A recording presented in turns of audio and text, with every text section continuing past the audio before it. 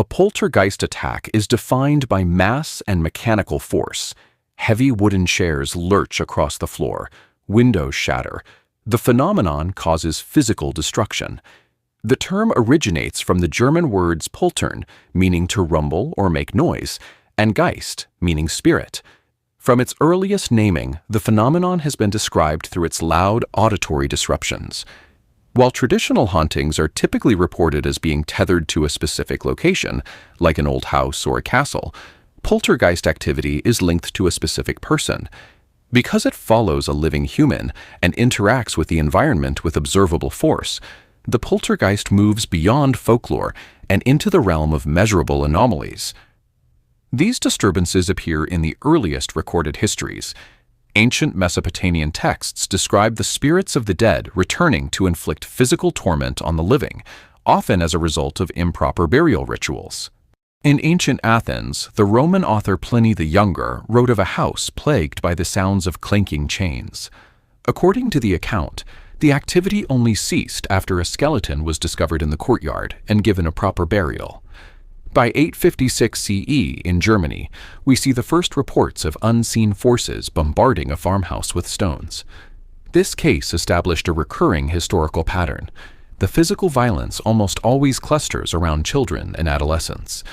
For centuries, these events were interpreted through a theological lens. Without a scientific framework to explain how heavy objects could move on their own, people rationalized the impossible as the work of vengeful demons. This interpretation began to shift in 1958, when parapsychologists William G. Roll and J. Gaither Pratt proposed that these disturbances were not caused by external spirits. They developed a framework called recurrent spontaneous psychokinesis, or RSPK. This theory identifies a living person, known as the agent, as the source of the activity. This diagram shows the theorized mechanism. Roll and Pratt suggested that intense psychological stress or trauma in an adolescent can generate a psi field. This energy radiates outward, with the kinetic force weakening as the distance from the agent increases. Under this model, the brain discharges tension into the surrounding room. This allows a traumatized individual to strike out at a restrictive environment without taking conscious responsibility for the damage. The RSPK model changed the nature of investigations. Researchers stopped looking for invisible intruders and started profiling the people in the room, treating the phenomenon as a measurable symptom of psychological stress. A Bavarian law office in Rosenheim became the site of a rigorous test in 1967. For the first time, these anomalous forces were monitored by modern diagnostic equipment. Investigators identified 19-year-old secretary Anna Marie Schaberlel as the focal point. When she was present in the office, the building's electrical systems began to fail.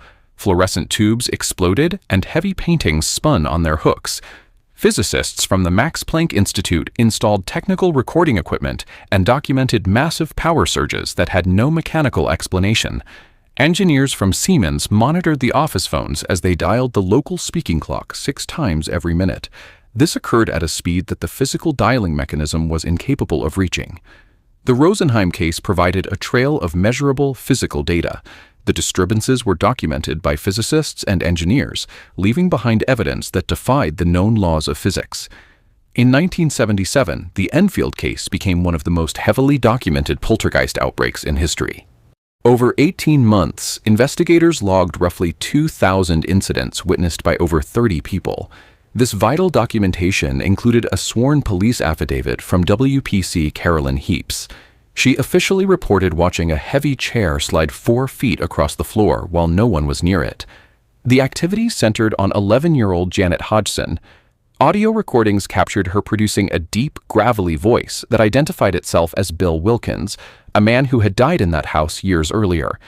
The case faced scrutiny when the children admitted to faking a small percentage of the events under pressure from the media. However, investigators noted that the vast majority of the phenomena occurred while the children were under strict, constant observation. However, shifting technology hasn't stopped the phenomenon.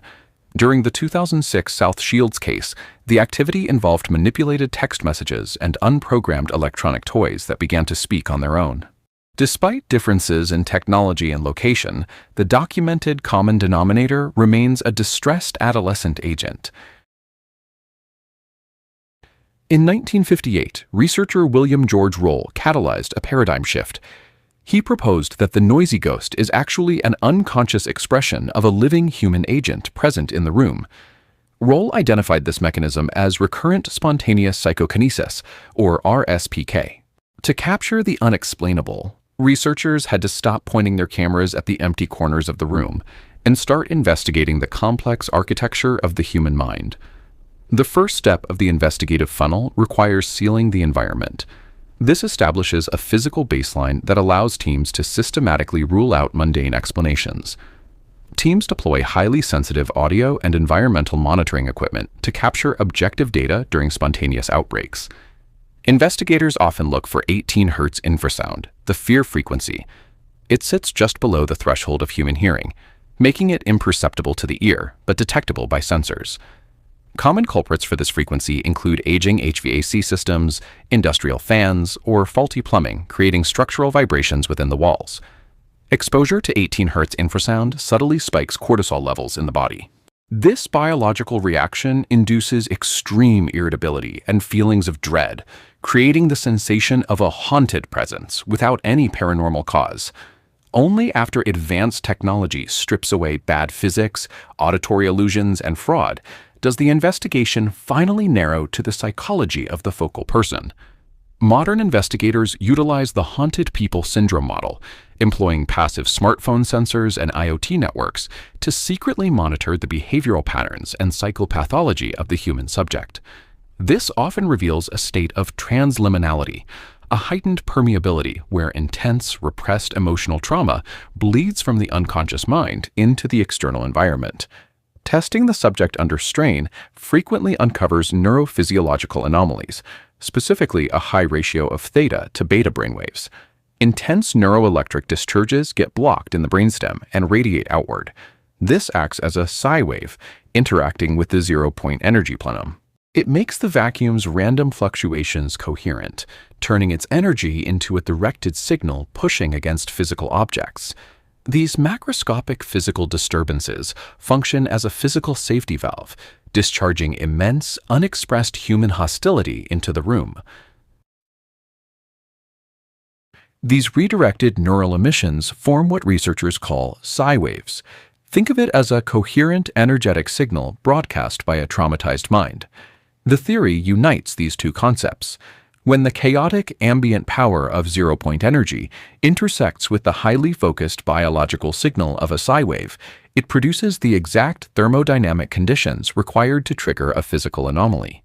As the structured psi wave travels through the chaotic zero-point energy field, it pulls random fluctuations into a synchronized wave pattern. This field wraps around a localized object, temporarily negating the downward gravitational vectors keeping it anchored in place.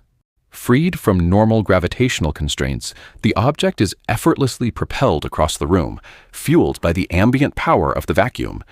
To test this mechanism, researchers turned to the rigorous mathematical data collected during the historic Miami and Olive Hill Poltergeist investigations. During these outbreaks, investigators meticulously plotted the specific flight paths and resting positions of the objects that had been mysteriously thrown around the rooms. This scatterplot maps recorded flight paths.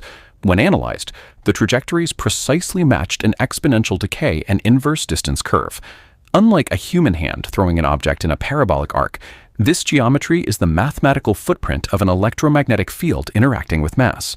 The Miami and Olive Hill data demonstrate that these anomalies operate under identifiable laws of electromagnetism, bridging the gap between psychological stress and quantum physics. This shifts the paradigm.